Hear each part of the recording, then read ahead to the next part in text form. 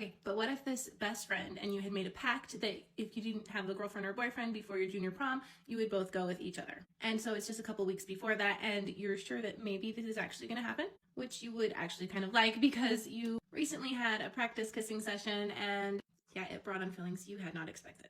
But then right before the dance, your best friend ends up getting a girlfriend, and it is a girl that you hate. So you don't go to the prom and instead you stay home alone.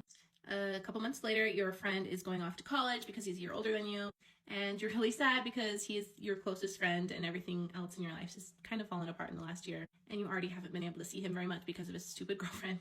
So the night before he is supposed to leave, he picks you up from your house with his girlfriend's permission, and you end up going to get some ice cream and taking it to the park. But it starts to rain, so you go sit in his car for a while and just talk about everything.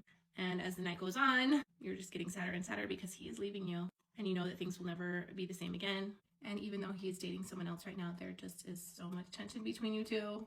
And you know you shouldn't, but you really just, you want to kiss him, but you don't. He drops you off and then he leaves the next day. Then a couple months later, it is the homecoming dance at your school. Once again, you've resigned yourself to not going because you don't have a date. But on the night of the dance, there is a knock on your door. And when you open it, you find your best friend standing there in a tux, and he has a dress for you. And you're completely shocked to see him because he lives over an hour away. But when you ask him what he's doing there, he says, "I'm here to do what I should have done a year ago."